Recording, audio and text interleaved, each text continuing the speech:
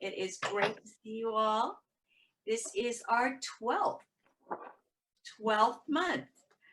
So Susanne, we've been hanging out together for 12 months. So snaps to you guys and snaps to Susanne. So a great tour for the last 12 months. We started it, as you might recall, because we were all so friggin' bored during COVID.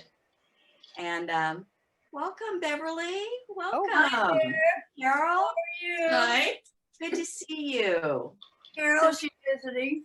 I see that. Yeah. It's lovely to see you both. Thank you. We're glad to be here. Are you Wonderful. about to start?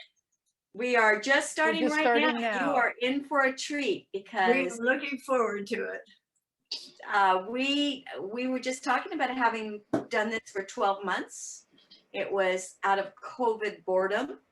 And that seems like so long ago, although I know it's still an issue, but Yeah. it doesn't seem to be the same fearfulness, obviously, that it was then.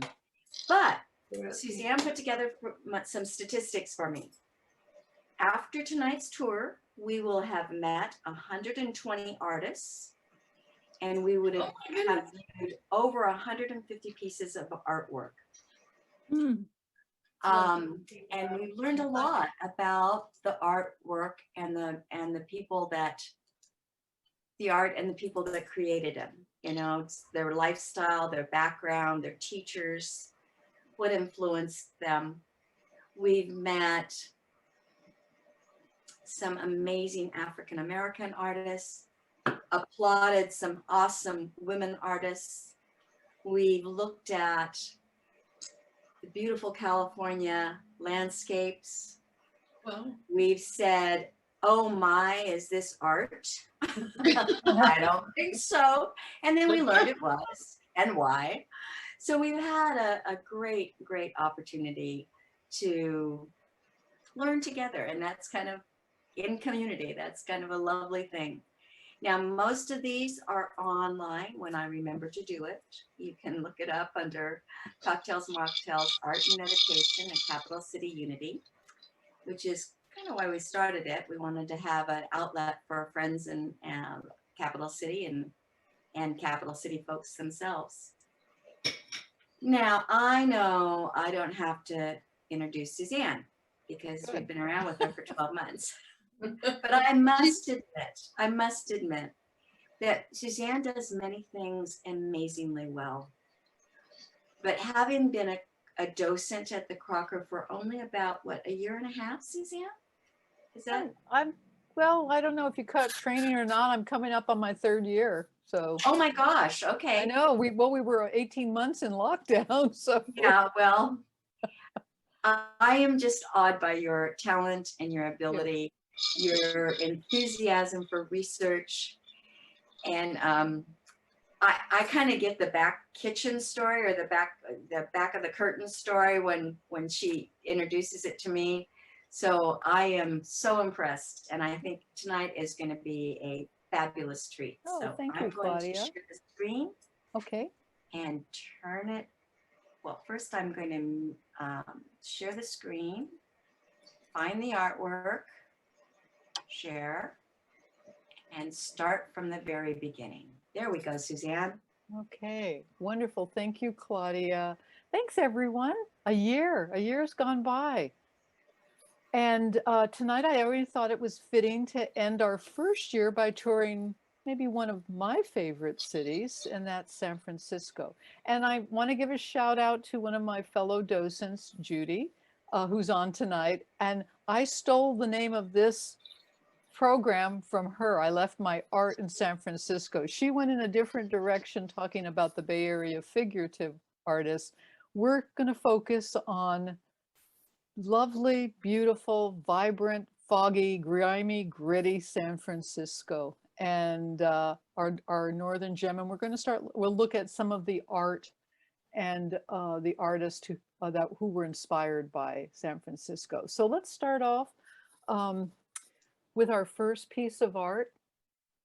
Now, this one is called Market Scene on Samson Street. And it is an incredible representation of Samson Street in 1872.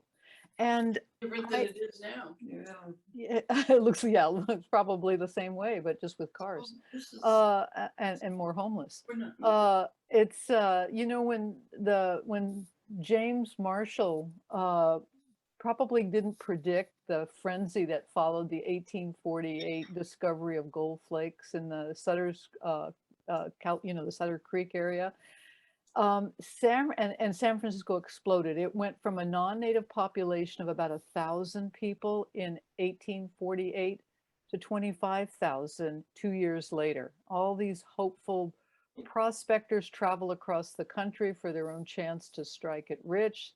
They were coming in at about 1,000 a week. And the gold rush reached its peak in 1852.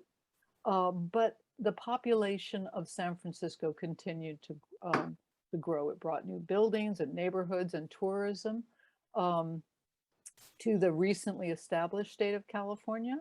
And of course, most of those fortune seekers came through San Francisco. So here's a typical market day scene in San Francisco. It was painted by Carl William Hahn, also known as William Hahn. He was enamored with the scenes of human interaction, especially with animals. And he and a fellow artist, William Keith, left Germany, were touring in Germany. He met them touring, and of course, the artists all studies in Europe. But they left Germany on the eve of the Franco-Prussian War, and they went to Boston, and then Maine, and then came to California. So really shortly after arriving in San Francisco, Hahn began work on this particular piece. It was his first major painting to depict contemporary life in California. For 6 months, he made very careful studies of the people, of the agricultural products, the mules, the approaching horse-drawn trolley. He referenced the kinds of businesses that lined the streets, including, if you notice to the top right, the gigantic pictures. I thought maybe they might be advertising coffee or something or water. No, they were advertising a ceramics manufacturing company that was there on Samson Street. And the entire block on the left-hand side is now the old Federal Reserve Bank building, and it is there still. What's interesting about this piece, with all his attention to detail, it paid off because he sold this painting to Judge and Mrs. Crocker for $2,500. It's a large piece. It's about 5 feet tall by 8 feet wide. And it is what I love about this are the little vignettes that you look at the painting. So, to the right, middle right, you have a group of boys stealing vegetables. And to the far right, you have the Chinese vegetable sellers. To the left, you have a well-dressed woman and her children and a dog. And it just is, a wagon load of vegetables being pulled by mules. You can just kind of hear it and smell it and feel that you're inside of this street in 1872. Hahn continued painting in the San Francisco Bay Area, and he did painting in the Sierra and the Monterey area for several years. He went to New York, and then he was invited to exhibit at the National Academy of Design, which we spoke about last time. And he then did a trip to Europe with his wife. He died unexpectedly there. But I thought what was interesting is that he and his family wanted to return to the San Francisco Bay Area. So his wife and daughter did relocate to Oakland after his death. And his wife, who was an artist, Adelaide Hahn, began exhibiting her still lifes and portrait painting. So it's a wonderful piece. It's a fun piece. It's vibrant. And it is a snapshot. This is a photograph of what the street would look like, but it's painted. Any questions or comments anyone has on this one? All right, let's go to our next one. I was just gonna say, Oh. Susanne, it reminds me a little bit of that one that's painted on the side of the building in downtown Sacramento where they're all celebrating. Sunday Yeah. morning at the mines. Yes. Yeah, yes, that's a contemporary of his, Christian Nall, who did paint a number of paintings. He was kind of considered the Crocker's favorite artist, Christian Nall, and he painted the very well-known Sunday Morning in the Mines and Fandango, which are two pieces commissioned by the Crockers and hang very in the entryway in the of the historic building. So they are beautiful pieces, but you're absolutely right. It's that same style, that same feel, isn't it, Catherine? Yeah. Yeah. I like this. I don't think I've paid any attention to this one before. Yeah, well, it's hanging, and it's one it's a really good go-to piece for students because it talks about the history, but then it also has little bits and pieces of different art styles in there too. Plus it has kids in it. And And it a has dog. kids in it, yeah, and a dog. Kids and a dog. Uh-huh, exactly. Okay, let's go to our next one. Now, I bet you all can guess where this is. If you've been to San Francisco, you know where this was. You know this piece. And anybody want to take a guess on what this was? Remember, it's not the same building there, but everything else probably looks very similar. I always forget what that's called. Cliff, something But cliff. they just sold it. The Cliff House? The Cliff House, Yes. right? It's the original Cliff House. It's also called Land's End, and to the left are the called Seal Rocks. And it was a popular destination for the wealthy tourists who arrived after the gold rush. And the original Cliff House Resort, which is shown here, was built in 1863. And it was actually accessed by horse buggy. This particular moonlit image highlights the beauty of the scenery, where outcropping of the land provided incredible panoramic views of Seal Rocks in the Pacific Ocean, which it still does. So many renovations and owners later, the Cliff House still operates as a restaurant, although Claudia and I were talking about it's not a particularly good one. And it advertised all-day dining with striking ocean views, and it certainly was. But I want to talk a little about the printmakers of this piece, and you will probably recognize the name, and it's Currier and Ives. And they were probably one of the most prolific and successful American printmaking firms.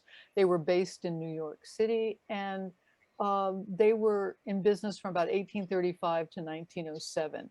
The company was first headed by Nathaniel Currier, and then he was joined later by a partner, James Merritt Ives.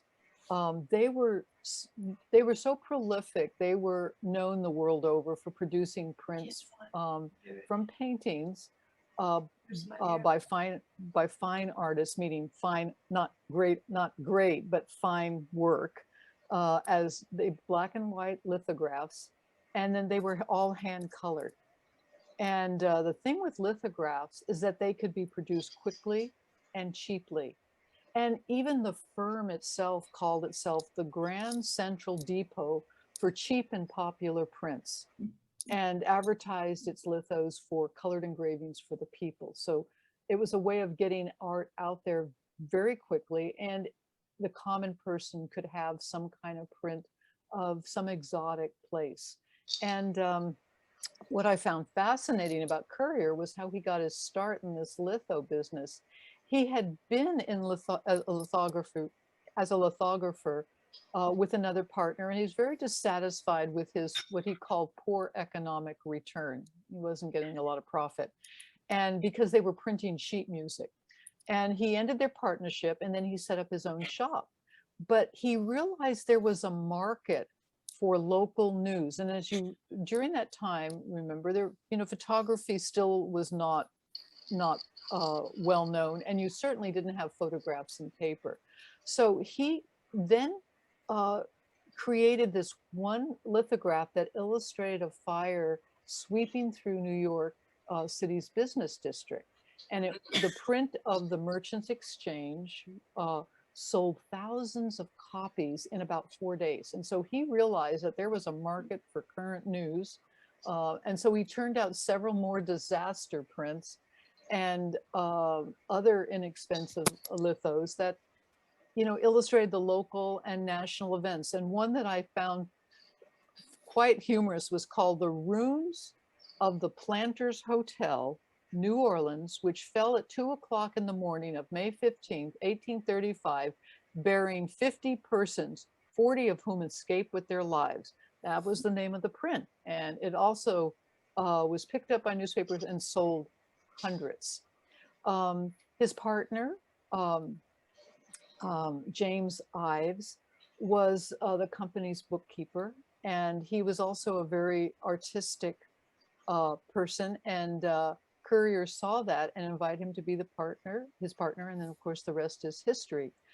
Small works of theirs sold from 5 to 20 cents each, and then the larger works sold for about $1 to $3 a piece. And of course they depicted a variety of images of American life. They included, oh, you name it, water, you know, winter scenes and sporting events and pictures of ships and patriotic, you say that, and historical events and ferocious battles and Civil War, which was very, very popular at the time. They branched out from their central shop and plant in New York City, and they started selling from push carts and peddlers and other vendors and bookstores. They were, you know, Currier was really a master at marketing, and they became so well known that they opened up an outlet in London to supply the European market. But they sold wholesale, and then they sold retail. So they had a little bit of everything going for them. Claudia, could you go to the next one, and we'll look at the Cliff House through the ages? There we go. So the photo, I just love the photo of the Cliff House from 1896. It's just stunning because you see the seal rocks. Of course, you see ships coming in through the Golden Gate. Up to the top right are the Sutro Baths, which have since burned down in the 60s. And if you were a kid in this area, you probably knew about that. But it hasn't changed much. The Pacific Coast Highway still is that road that goes up around where the Cliff House is. The beach pretty much looks alike. Nothing has been built on that side of the highway. The rocks are still there. The pier is no longer there. And you can see Mount Tamalpais in the background and the Marin Headlands. And it's just a wonderful photograph. And that particular rendition of the Cliff House burned, and it was rebuilt in 1907. And it burned in 1907, and then it was rebuilt again, and it looked more like, again, the Cliff House of the 1920s. Which wasn't particularly nice. I mean, it looks very stark, but it's kind of that Bauhaus, very block cubist type look. It had some ionic columns on it, so it had a blend of the Greek revival, and then what I remember as a kid is the Cliff House in 1950, and it was like that through the 60s and 70s. And what we figured out is they probably covered over all the facade of the Cliff House, put the signs up, and redid it more of a modern look. And then the Cliff House that was renovated in 2000, and you can see the old Cliff House there. They probably took all the facade off, restored it back to what way it was. The sign is still there from the 50s. And then they added this large expanse of glass, and it's a new restaurant and sitting area and viewing observation area. So that's what it looks like today. That's the part of the clubhouse. But None of it was open. I just love the history, that there's a piece of the history of San Francisco that still remains there. You know, it's just that it's so iconic. And Suzanne, yeah. do you think the one from Courier and Ives, the one from the previous slide, burned? Because it doesn't, if this one that's up here, the older one looks much bigger than that. I you know, when I was reading up about it, yes, you're right, it's much bigger. I think what happened was that they renovated the original one from 1863, and they just built around, they probably demolished a lot of it and built this new one. I see. And then this is the one that burned. And it's too bad they just didn't put it back the way it was. It's pretty spectacular. It is. Yeah. Yeah. Okay, any comments or questions? Have we all been to the Cliff House at one point in our lives? Oh, yes. You were right there. And we've seen it. Yeah, we've seen it, driven by it. Yeah. All right, let's go to our next one. Thank you. Okay. This, what, Claudia? Well, I'm just looking and seeing, whoops, sorry, that I didn't get it placed in because you can't see the border. Oh, well, you can see part of the border, and that's Okay. fine. Okay. This is by Arthur Matthews, and he was a muralist. He was a teacher, an illustrator. He was an architect. He was a publisher, craftsman, and he was one of the founders. Some of you might recognize his name. He was one of the founders of the American Arts and Crafts movement. And he and his equally talented wife, Lucia, are credited with creating the California decorative style. And that style is that kind of, it's this very kind of a Greek Roman look, very flat, but has some dimension, but this incredible stylized look. They it was a very distinctive type of, and it combined elements of the European Art Nouveau, kind of classical antiquity, and California trees, flowers, and the locales. So it kind of combined a lot of things that were very Californian.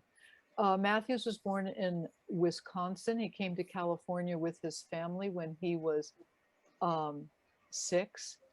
He worked in his dad's architectural firm as a teenager and thought he was going to be an architect, but then enrolled at the California School of Design where he studied painting. And I want to do a really quick sidebar on here because we have mentioned the California School of Design numerous times over the last year. And it was established in 1871 as the San Francisco Art Association.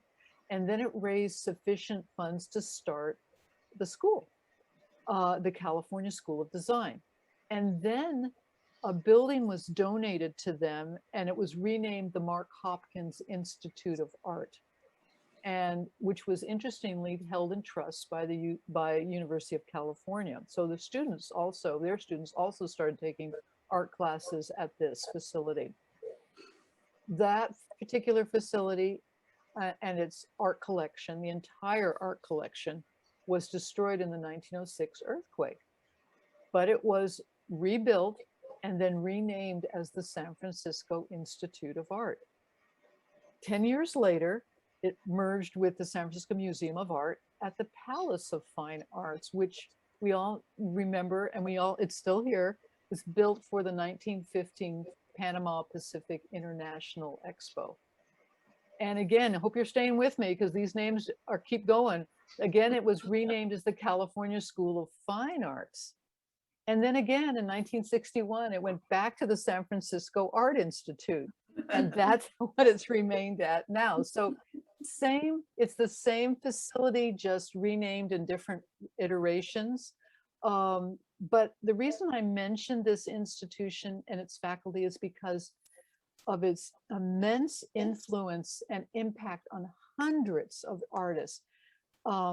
Any California artist who wanted to really delve into the California art scene went to the California School of Design, and later the San Francisco Art Institute. And its teachers were amazing. Let's see, we had Grenville Redman went, and Maynard Dixon, and Diego Rivera came and taught there. Rudolph Hess, who was an expressionist painted, was there. Mark Rothko taught, Elmer Bischoff, Ansel Adams. I mean, the list just goes on and on and on. Kehinde Wiley was a teacher there, and it just was amazing and turned out an incredible artist. Anyway, let me get back to Matthews a little bit. He went to Paris, of course. He studied, and when he returned to San Francisco in 1889, he began teaching at the California School of Design. He soon became its director, and then he met his wife, Lucia, there, who's one of his most promising students. Matthews was kind of a hard nose. He was very demanding as a teacher, but what he did was, which I thought was interesting, was that he encouraged talent in women and men equally. And then he put Lucia in one of his advanced classes over the objections of other faculty members. So he kind of went upstream a little with his beliefs.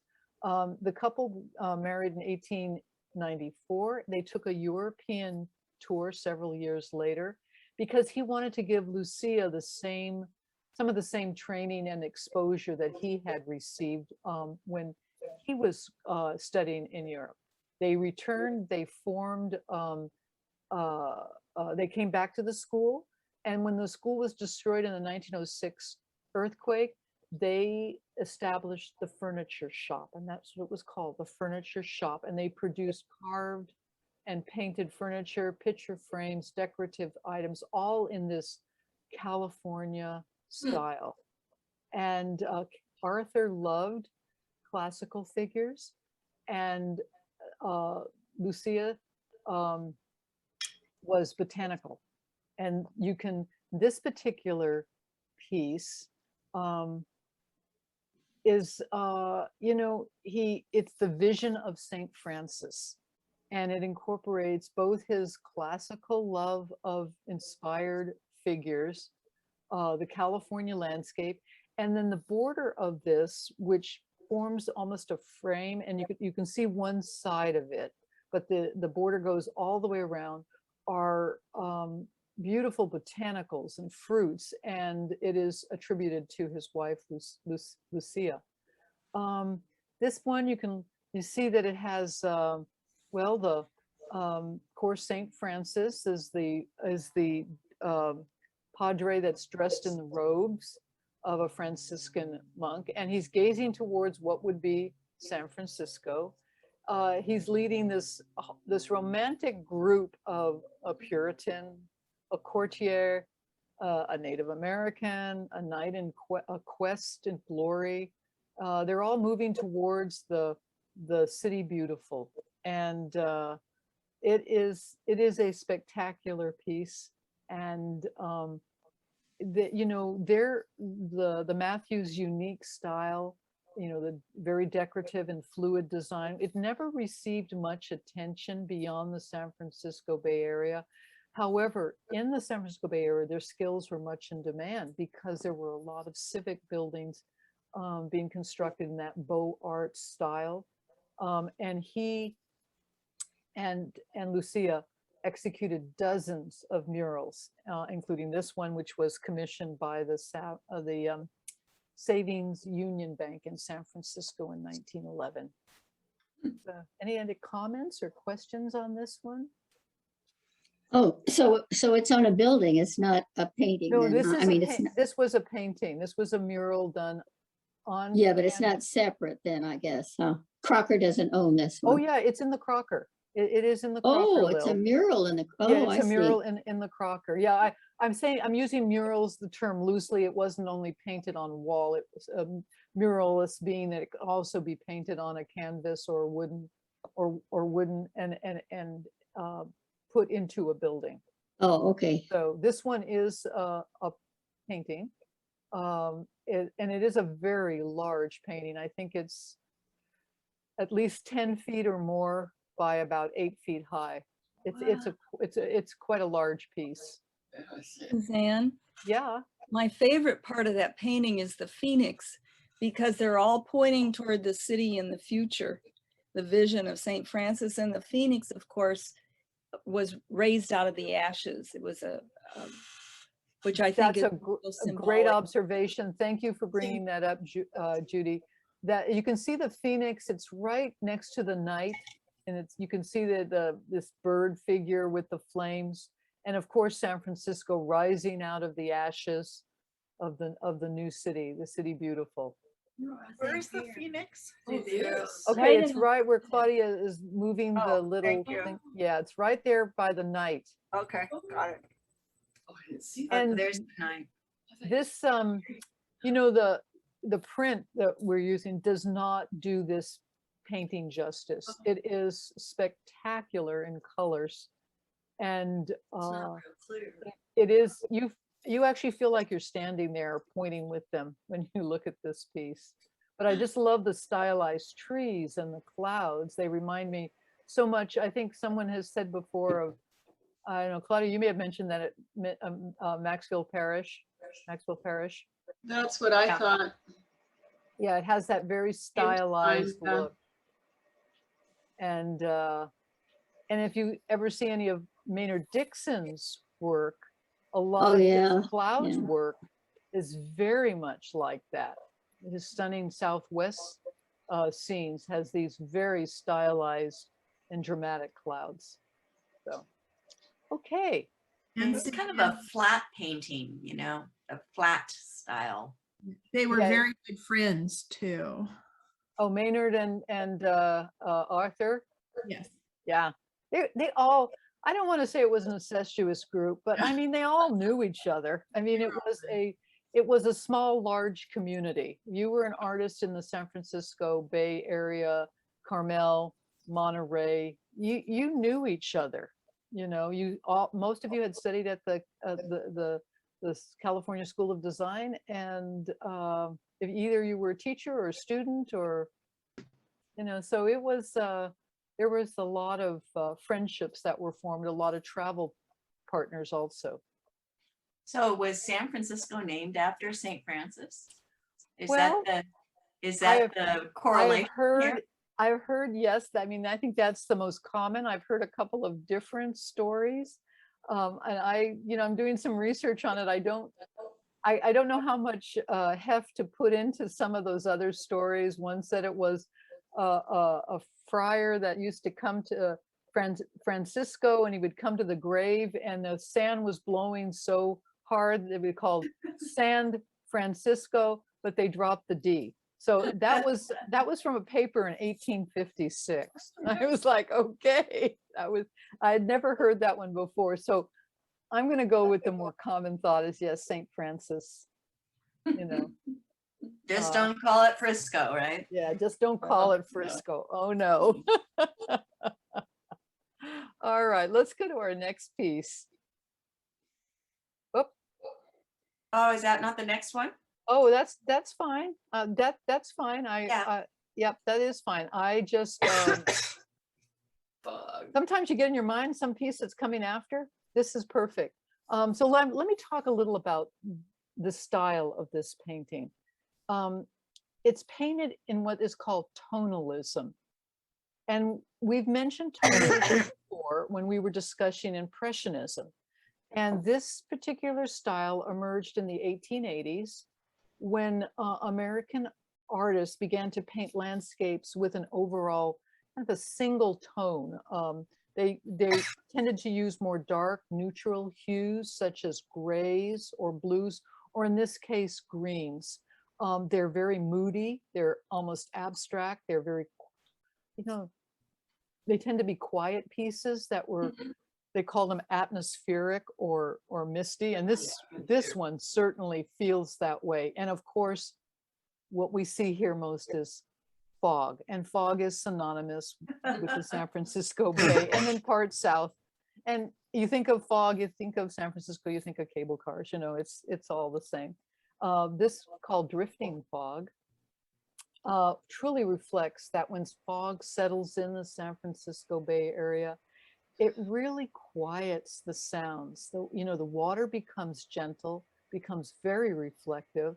And in this piece, you know, I want you to notice the reflection on the water. You know, you don't know, is it night? Is it day? You know, you don't really know. I guess with the fog, it could be sun. And it, you know, I mean, can't you hear the foghorns?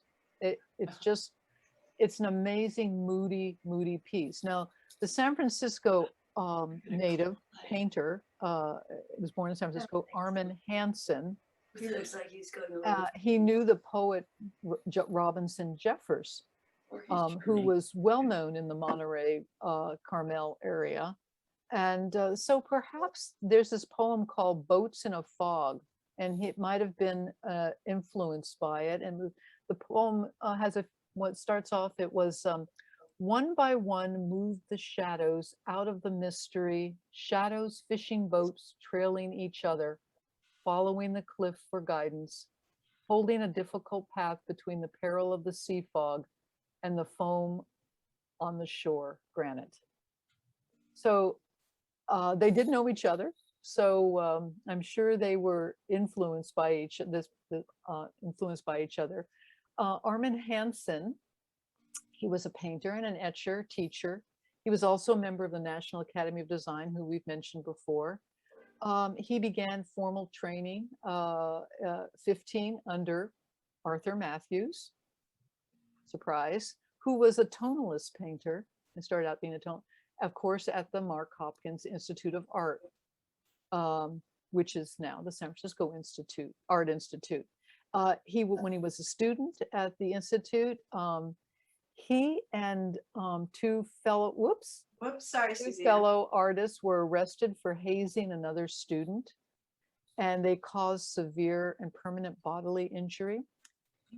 He was prosecuted by the San Francisco DA, but they were unsuccessful of getting him jailed. So he kind of thought maybe the best thing was for him to leave for Europe, which he did. He spent 3 years in Germany, and he became enamored with maritime scenes. He enrolled also in the Royal Academy in Stuttgart, studied there, and then went to Paris. And then he wanted to see the world through marine eyes, and he became a crew member on a fishing boat. And he always, in his later life, he always associated himself as a fisherman. He continued to paint, and he specialized in marine scenes. He returned to the San Francisco Bay Area. He settled in Monterey and began teaching. And one of our friends who we've seen work of hers before, E. Charlton Fortune, was one of his students. Lil, you've probably, Lillian lives in Carmel, and she's probably, I don't know, I'm going to ask if you've seen two of his most important works, the salmon trawlers and the sardine barge, which are in the permanent collection at the Monterey Museum of Art. Yeah, you love them because they've got such bright red and very vivid. Right. And there are the fishing scene, or the boat scenes. Yeah, he loved boats, and his work was all boats, fishing, in that particular genre. So this is a very unusual piece for him. He was not really a tonalist, as you pointed out. He was more of a very vivid impressionist, post-impressionist painter. But this piece is just so calming. I mean, it is a piece that you can spend a lot of time looking at and enjoy, and I've enjoyed it also. Any comments or questions on this particular piece? I like it. I like it. It's mesmerizing. It is mesmerizing. You can almost feel like you're there and hearing the foghorns. Seems like it's late afternoon though, because of the brightness, just the interplay and the values of the two upper corners. You know, Lynn, it could very well be, as I said, I don't know. It could be a full moon. It could be late afternoon. It could be morning with, you know, the sun, you know, how the fog basically, all you see is that orb of the sun. So Yeah. I don't know. And it doesn't say, it just says drifting fog. And we've all been in it. Yeah, yeah. All right, let's go to our next one. Oh, this is such a lovely, lovely piece. And anyone, remember I mentioned about the Panama Pacific International Expo. Well, anyone who has visited San Francisco also has visited the Palace of Fine Arts. And this is the most iconic building that remains from that International Expo in 1915. The expo featured probably one of the greatest collections of art that was shown in San Francisco. And it included hundreds of examples of Impressionism and Post-Impressionism and other progressive styles of the day. The Palace of Fine Arts was designed by Bernard Maybeck, and many of you may recognize his name. He is an architect in the arts and crafts movement. I can guarantee you, if you have been in the San Francisco Bay Area, you have you've seen many of the buildings that he designed. There's the First Church of Christ Scientist in Berkeley. There's an auto dealership on Van Ness Street. It has the one with Roman columns. The Faculty Club at UC Berkeley. And then he co-designed the Hearst Gymnasium for Women he co-designed that with Julia Morgan, who's also on the Berkeley campus. He did the Swedenborg Church in San Francisco, and hundreds of arts and crafts style homes. So he was a prolific architect, really didn't work outside of the San Francisco Bay Area, but this piece is extraordinary. Not only is the architecture extraordinarily gorgeous, and it's still there. Of course, they have it painted this really weird terracotta color. But this painting is extraordinary. And the artist, Colin Campbell Cooper, painted this when he was 60. He was a native Philadelphian, but he embraced Impressionism from the get-go. And there was another, he studied with Thomas Eakins, and Eakins is another well-known artist of the day. Crocker has several of Thomas Eakins' pieces. And the reason I mention that is because he was influenced by Eakins' style of light and dark, as we see here in this painting. Cooper, applies this color and then the brushwork of Impressionists to this incredible night scene. And it really focuses the Maybeck classical Roman influence. It's just, you really see that design element. And of course, it's under a very starry night in San Francisco. It just shimmers. It's shimmering. And it's an extraordinary piece. And the interesting thing about Cooper is he made his first trip to California in 1915. He came to see some of his work being exhibited at the Palace of Fine Arts. And then he moved to Santa Barbara in 1921, and he was also a member of the National Academy of Design. So extraordinary piece, and I think the Crocker's fortunate to have this particular one. Is the water still there in front of it? Yes, it is. The pond is still there. We'll have to go look sometime. Wow. It perches on the end of the Presidio. So, and then if you turn around from this, you'd be facing the San Francisco Bay. So I don't think you see the bay. I'm trying to remember, because there's houses kind of all on the sides now of where this is. Yeah. Yeah. but it's still there. You can walk all around it. Extraordinary building. All right. Well, should we go to our next one, Claudia? Yes. Oh, all right. Oh, How can you get any better than this? Poppies. Yeah. William Jackson. He's like another artist we have discussed, Grenville, Redman, who was one of a group of California impressionists. They focused on the California landscapes and wildflowers. And interesting about Jackson, he was born in 1850 in Iowa.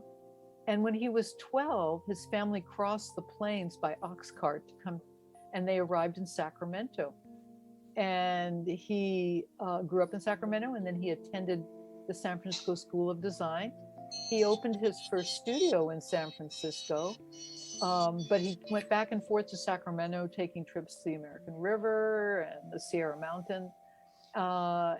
He then moved from San Francisco to Sacramento in 1880, and he became an instructor for the California School of Design at the Crocker Art Gallery. Mm.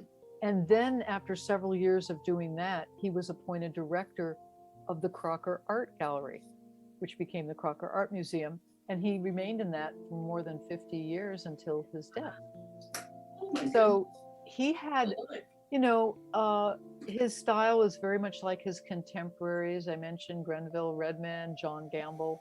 And it kind of departed from those popular landscapes of the East Coast. He was a plein air painter, which means he painted outside. And he loved the poppies, and he rendered the state's poppies and lupin in all kinds of combinations. And what is so stunning about this piece is that incredible impressionist color where you pair complementary hues, the gold with the blue, and it forces it to pop. And that's basically the whole bit of the whole focus of this particular piece. But he was a master at doing it. And of course, California poppies were adopted as the state flower in 1903. And when people came to California to visit, they wanted something to bring back as a souvenir. What better than a painting of poppies? So Grenville Redman and John Gamble and William Jackson were kept very busy painting poppy pieces for people. But it's, you know, I never get tired of looking at poppy pieces. They're absolutely beautiful. It overlooks the San Francisco Bay. We're not sure, Claudia and I were talking yesterday, we're not sure where it is. My guess it's looking at the East Bay, maybe from Tiburon area, you know, Marin County, but I don't know. It could be somewhere else. Who knows? Who knows? Who knows? Any comments on this one? Pam, I know this, Pam, this is one of your favorites, wasn't it? Oh, I think she muted herself. Yep, she did. Uh, It has that Maxfield Parrish sky element again. yeah, very much. Not quite as stylized as what you saw in the Matthews one. The clouds Right. are more blended together. And that was the thing with the Impressionists, is that they didn't do really hard edges. They put the colors side by side, and then they allowed the eye to blend the colors for them. That Yes. was the whole thing about the Impressionists, is that very few you see any hard edges. So, okay. All righty, this one. I want to talk a little about the artist. The artist of this one, photographer Peter Stackpole. And he was the son of artists, and he grew up in San Francisco. And when he was young, friends of his parents, Edward Weston and Dorothea Lange, would come to, who were well-known photographers, would come to the house and encouraged him to take photos. And he dabbled in it, but then he took it up very seriously in high school. And you knew he was serious because he traded in his model airplanes for his friend's photography equipment. So you know that that was something he was moving towards. Stackpole worked for Life magazine from 1936 to 61. He primarily took photos of Hollywood celebrities, and 26 of his photos appeared on the cover. So I'm sure you have probably seen some of his work. He and his wife lived in the Bay Area. They had a residence, a home, and a studio in the Oakland Hills. And there was a huge fire in 1991, and he pretty much lost his 25 years of negatives in the Oakland fire. He saved a few of his wartime negatives, and so he was able to keep those. And then fortunately, many of the museums and galleries in the United States have Peter Stackpole. The construction of this is the San Francisco Oakland Bay Bridge, and it actually began a new age of commuting. Cars could freely travel into San Francisco. It opened up this San Francisco to easier access, and the Bay Bridge and then the Golden Gate Bridge, which followed a year later, pretty much saw the demise of the ferry system. So, for a while the ferry system stayed on, but then it started to slowly fade away because buses were taking over transporting people. Stackpole was 21 years old when he took this photo, and it was one of many over a 2-year period that he took of the construction of the bridge. He said that these photos he took, which included many where he went up to the very top of the towers, were his finest. He felt that this was his finest work. In this photo, it's very somber. And the reason that I've read is that the crew is headed home after the news of a construction worker's death. So it has a different feel to it. You don't feel like there's joking going on after a day's work. So there is a very somber tone to this. And of course, the black and white helps that feeling. So anyway, any comments on this one? Thoughts? All right. All right, what do we have next, Claudia? Okay. Our buddy Wayne Tebow. What I love about the city and landscape pieces by Wayne Tebow is how he teases the viewer. They're near, they're far, they're flat, they're receding. This entire piece and many of his pieces are they seem unreal, but yet they're a sense of believability. I mean, you can look at this and say, yeah, that's a San Francisco street. I've seen it go straight up like that. He did for San Francisco what he did for desserts, and we've seen some of his pieces before. He made them look more dramatic and mesmerizing than they already are. First in this piece, I want you to notice the wide street and the intersection. It's all about the street and the intersection. The shadows play on the road, but the buildings seem to have less of a role than the asphalt street. And of course, the skid marks. Those are quintessential San Francisco streets. You have skid marks coming down, going up. It's also my understanding that he did this one. This is one of the streets that Steve McQueen famously drove in Bullitt, the movie Bullitt. So a little bit of history there.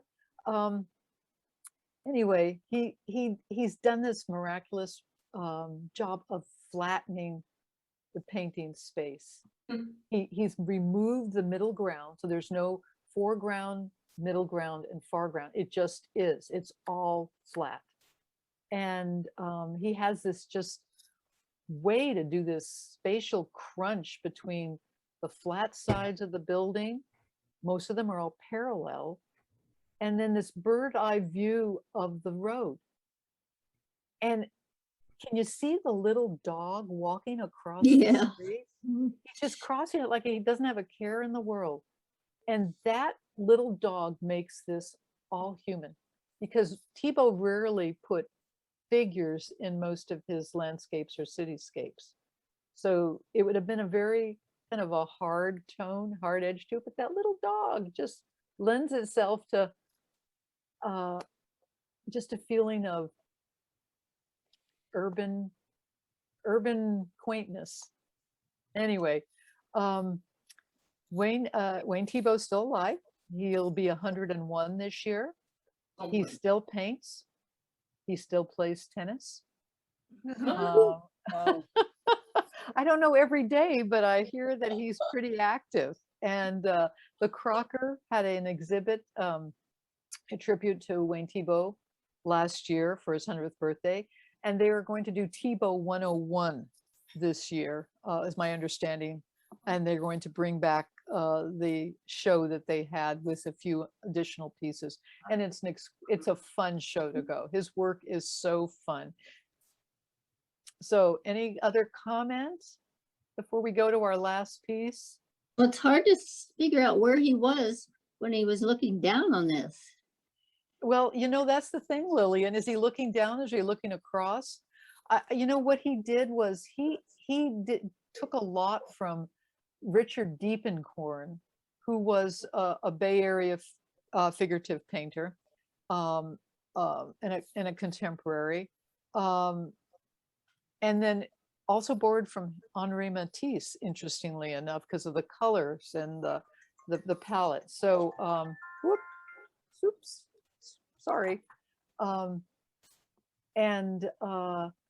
So what he would do is sketches upon sketches, and then he would take and merge the sketches together. So on one view, he'd be looking straight up the street. Another one, he'd be looking across. So his work is sometimes you don't know. Are you looking straight down? Are you looking across? Are you looking up? And that's that thrillingness of his work. Much of his sometimes is that you get shadows from every different direction. Right. So you don't know where the sun is. It just seems to make sense, though. That's the thing. You're looking at this, and it's like, makes sense to me. Well, it's well done, and it's so fascinating. Yeah, I'm looking at the little doghouse up there on the right. I guess it's a doghouse, a shed or something. The little red one, the little red. Well, it's a little. This No, one. yeah, that Oh, one. that. You And know, then- you don't know. You don't know if it's a gable coming out of a house or what it is. Could be a dog. Yeah. Yeah, exactly. But it's quirky, just like San Francisco. But then his landscapes are quirky too. His desserts are quirky. Yeah. So, all right, let's move on to our last piece. Oh my goodness. Let me ask you, where were you October 1989 when the Loma Prieta earthquake struck San Francisco Bay Area? You Oh, all remember where you were? yeah. It was the day of a big baseball game.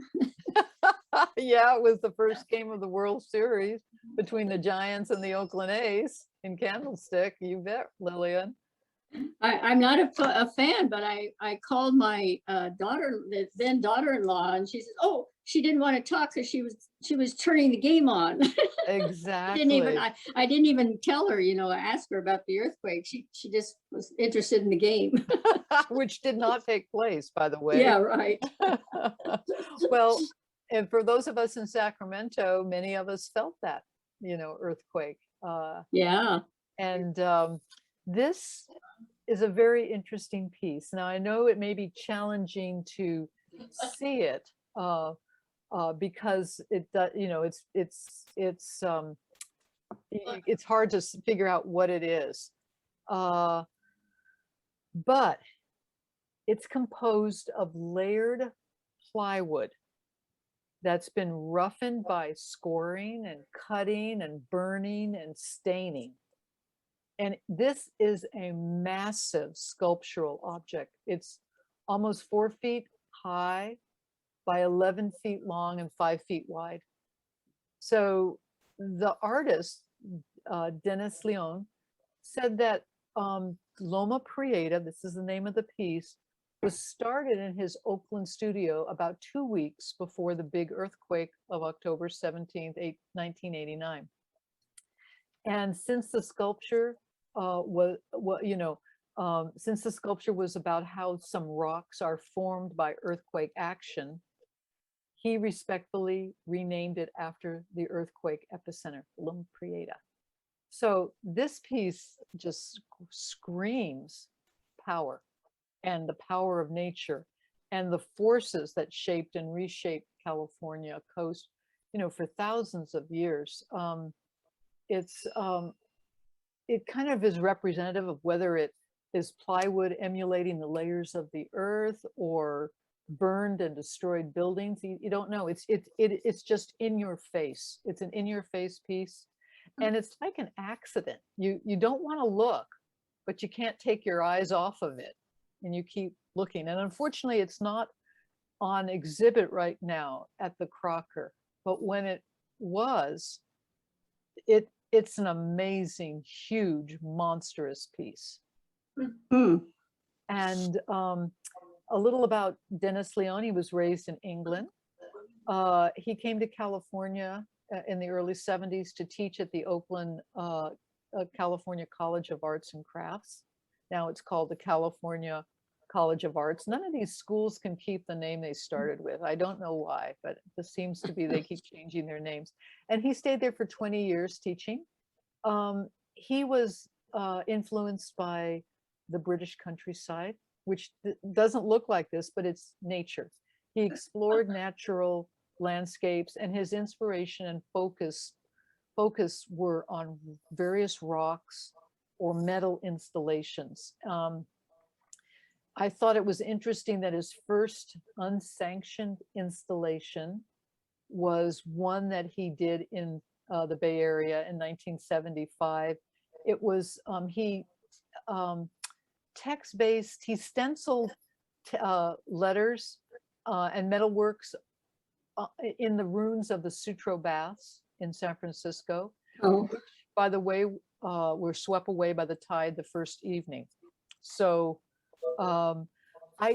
he's an interesting artist. I urge you to kind of take a look more of his installations. Some are just like a stack of rocks. But it comes back to the question of, is it art? Is it not art? It's certainly an installation, but then I think you have to ask, was Christo's art, where he draped those big fabric things across the cow pastures in Sonoma and Marin County. Oh, and by the way, the Arc de Triomphe is going to be covered totally in his last, in Christo's last design. He passed away, but this is what they had worked out with the officials of Paris, and so it's being draped. So the whole Arc de Triomphe will be draped. So it's an installation. This is Pam. Can I add something to that? Absolutely. So it's already draped. Just it's being revealed on Sunday. And if any of you are interested, there's an amazing website called Heygo, HEYGO.com. And there is a tour. You have to sign up for it, but it's free. There's a tour on Sunday where they'll be talking about Christo and the installation. And all they ask is, if you think it's a good tour, leave a tip, but you do have to sign up. But I've gone to a couple of Heygo virtual tours. They're live stream tours. They're really good. So if you are interested in seeing a Christo installation, I'd recommend that. What is it, Pam? Where do we go for this? Heygo, HEYGO.com. It's like, hey, let's go, but it's Heygo. But knowing a lot of you on this call, you're going to get as hooked on that site as I am, because they have these tours all over the world. Lillian, you're going to go nuts on that site, I swear. Oh, good. Yeah, I took a Travel tour. everywhere. Pam and I took a tour. When was that? Monday or Yeah, sometime? Yeah. I don't remember. It was on the Louvre, and it was actually all outside the Louvre. It was Tuesday Oh, because they're it's closed Tuesday. Tuesday. Yeah, because Yeah. they're closed Tuesday. But it was all about the Royal Palace and the fort that was there before, and it was fascinating, the history of it. I mean, it just Wow. and the tour guide was fantastic. He was He's so the same guy knowledgeable. who's going to do Sunday at the Arc de Triomphe. Oh, is he? Okay. Something personal about Christo. He did the umbrellas in Bakersfield in Kern County. And my parents were moving from, and Beverly's parents were moving from Glendale to Bakersfield. And they are not into art at all. They care nothing about art. And they absolutely love Christo's umbrellas. And were eager to take the trip every time they took it. It's just, I mean, you know, that kind of art is just so amazing. Fascinating. Wow. You know, and I too was living in Sonoma County when Christo hung those big pieces of fabric on wires and pillars. It was, and you know, the thought you say, well, that doesn't seem like anything, but when you drove through it, it was fantastic. It was just this unreal feeling. Thanks for sharing that. Okay, well, let's see. I think this is, you know what? We are now back to nature as inspiration for artists. So we've kind of run the whole loop. And I thank you all for taking tonight's journey with me to the San Francisco Bay Area. And I'm going to turn it over to Claudia now for our meditation so we can all be calm for tonight. Claudia, it's all yours. Oh, thanks, Suzanne. Welcome. All right. Well, I'm sure that this was your favorite or one of your favorites. It certainly was mine. As soon as I saw this beautiful painting by William Frank of the poppy fields on the bay, I thought, oh, I want to go back there. So this is the painting that'll be our focus for tonight. As you sit comfortably, maybe your feet on the floor, maybe laying down, consciously relax your whole body. You might scan to see if you're holding any tension. Move to your neck, your shoulders, your core, and just relax. Just tell your body, relax. Some say it works best to lightly close your eyes, shutting out any visual distractions and bringing your awareness inward. However, another approach is to soften your gaze. Just gaze at this painting and relax as you gently follow my voice. And now to take us even deeper, let's follow our breath. Breathing in to a count of 4 or 5. And holding and releasing to a count 8 or 10. It's your exhale breath that relaxes your body. So just release it at a long, slow pace. Inhale, 2, 3, 4. Hold. Exhale. 2, 3, 4, 5, 6, 7, 8. And then pause at the end of the breath. And again, at your own pace.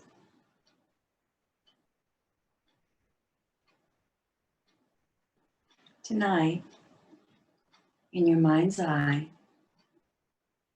I invite you to step into this beautiful field of poppies and lupins.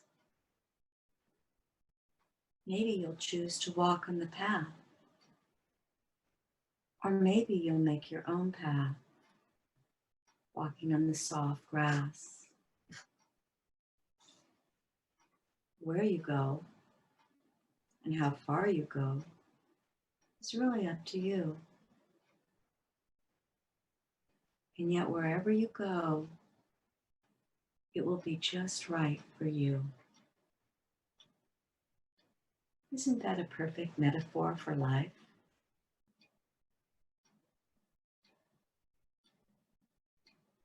And now, maybe find a place to sit down. Maybe there's a rock. Maybe there's grass. Find a place that's comfortable, and in your mind's eye, just sit down.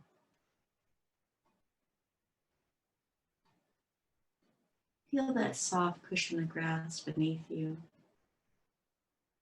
Maybe feel the warmth of the earth radiating up.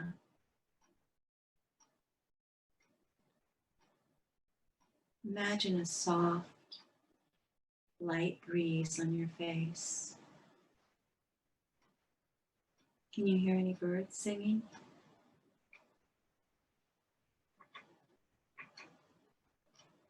Maybe you'd like to lie back on the grass and gaze up at the blue sky.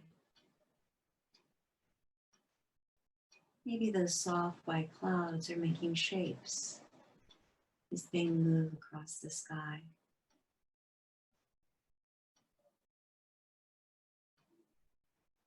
And now, in your mind's eye, invite a younger version of yourself. Invite yourself as you were as a child to join you. You can choose any age you want, or maybe she'll choose for you. She may want to run and explore this beautiful meadow. Do you remember how when you were young, you would move for the sheer joy of moving, jumping, galloping, running, hopping, twirling? Did you ever roll down a hill with carefree freedom, or do somersaults in the grass?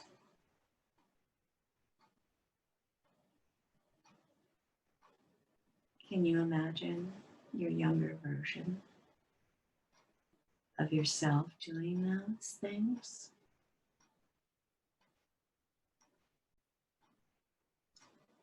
Move your attention inward and feel the joy and love emerging as you enjoy this precocious child. She's so carefree, so smart, so silly, so filled with joy.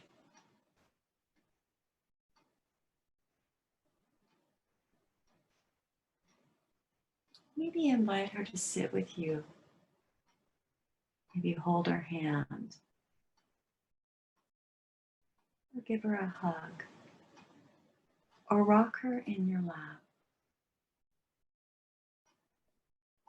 So who is this child who lives within you? This child that now looks to you for love and approval and encouragement. Yes, even to this day. Even as many years have passed, she's still there, a part of you, a part of all of us. She's one of the best parts of us.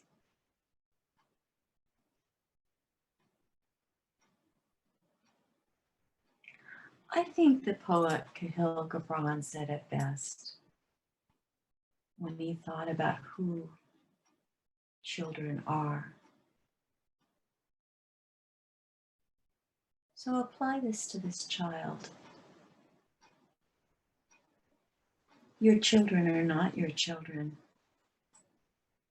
They are the sons and daughters of life's longing for itself.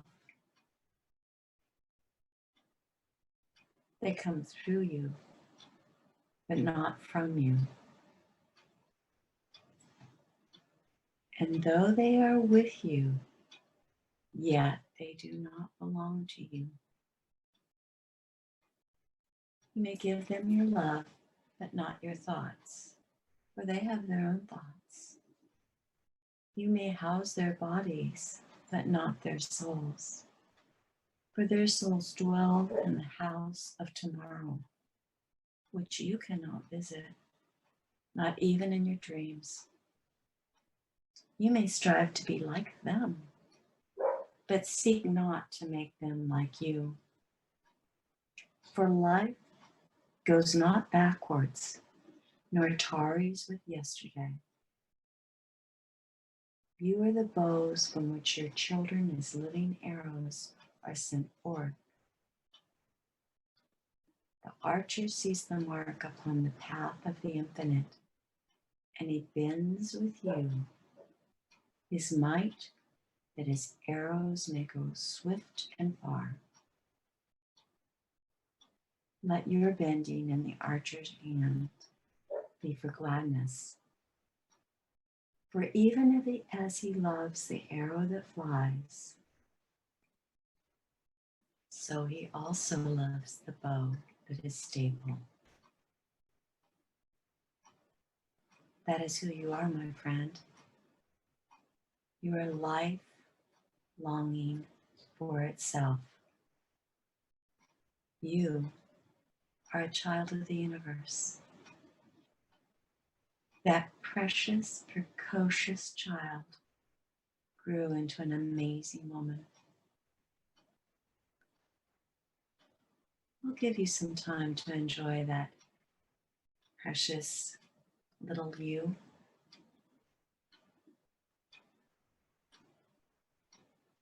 Within you is greatness, because within you is love.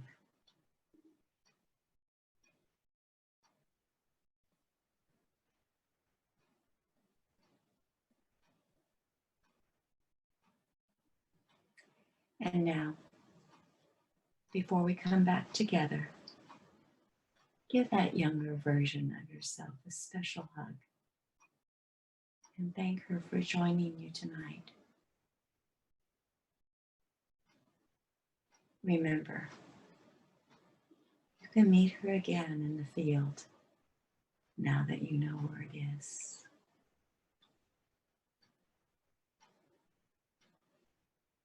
And now, friends, I invite you to gently bring yourself back, maybe kind of lightly opening your eyes, maybe wiggling your fingers or your toes. Susanne has one more thing that she'd like to share with us. So let me just unmute her. And Susanne, let me bring up your slide.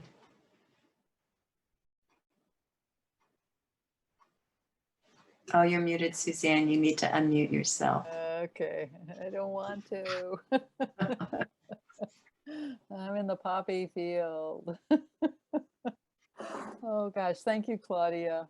Thank you. That was, I think I'm ready just to go to bed now, and it's only 7:30 or 7:20. It was very gentle. Thank you. Whoops. All right. Okay. Sorry. Okay. So I wanted to end our evening. Some people have asked, what's coming up next at the Crocker?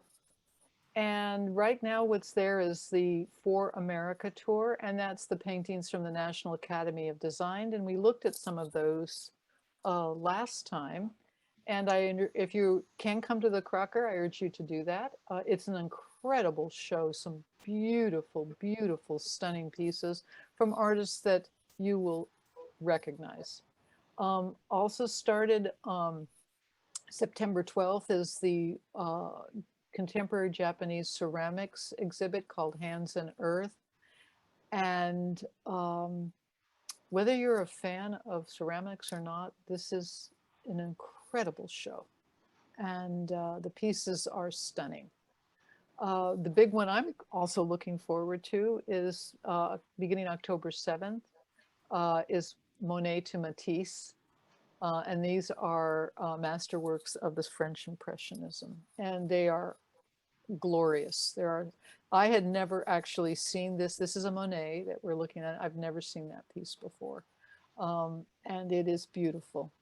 They're all, from what I've seen, we've had a preview. It's not up yet, but we did get a preview of the works that were going to be in it. And I'm so looking forward to that. So maybe we can journey with this next month. And the last one that's coming this year is beginning November 21st is Stephen de Stabler. And he does ceramics, masks, and monumental figures. And this one is very, very contemporary, but the work that he does is quite symbolic. And the story behind the pieces are quite interesting. So those are the 4 shows. And there's a couple of others that are coming, but these are the main ones that I think you will enjoy. And anytime any of you would like to come to the Crocker, right now you have 3 docents on. There's Pam and there's myself and Judy. We would love to give you a tour. So let us know. We can always meet you there. We also have some free tickets. So let us know. You can email, you can email our church, the Capital City Unity, at gmail.com, or you can email me, Susanne, SUSANNE 3140 at gmail.com. I'll be happy to accommodate you whenever you're in town. All right. I think, anybody have anything to add? Thank you so much. Oh, you're more than welcome. Great. Thank you. Thank you. Fabulous. Great. Thank you. I enjoyed it. It was fun. And yes, thank you, Claudia, for adding Hey Go on there. And I have taken a tour of Hey Go. Pam turned me on to this, and now I'm somewhat of an addict. They have like 4,000 tours or something like that go, and there's tours that go any time of the day or night they'd start, because it's worldwide. So, a time anywhere in the world. And they also record most of them. So I think you can go back and put one up. One I'm looking forward to with this particular tour guide is the Gardens at Giverny. And that's going to be later on in the month, I believe. So, but you do Susanne, what was his name again? Who are we looking for? His name is Florent, right, Pam? Florent, Florent. Right. Yeah. And he was I don't know, I can't speak to the other guides, but if he is a representative of their quality, it's very good. I mean, he's just very passionate about, and he said, I will not tour things that I'm not passionate about. So I thought that was pretty good. Yeah. But they have garden tours, they have architecture, they have art museums. I mean, history tours, nature walks. And so it's kind of a fun thing. And I appreciate, Pam, that you turned me on to that one. So Suzanne and Pam, you were talking about the amazing guy at the Crocker who can talk for 50 minutes and you didn't get bored. And what was his name? His name is Sam Reep, R-E-E-P. Mhm. And he gave a talk, it's on YouTube. It's probably the last one that's put on the Crocker YouTube channel. And it's Pam, Night of 1,000 something. 1,000 condoms, the night of 1,000 condoms. Well, the thing, how he started it off too is, okay, if you think this is a tour where you want to invite your children or grandchildren to join you, don't. So Yeah, he it's did. not a PG tour at all. He's very frank in his discussion of that piece of art. You could do it a different way, but he did it in a very straightforward way. It's excellent, excellent. Yeah, he did a great job of it, and it's hanging in the Crocker. Can be a very controversial piece.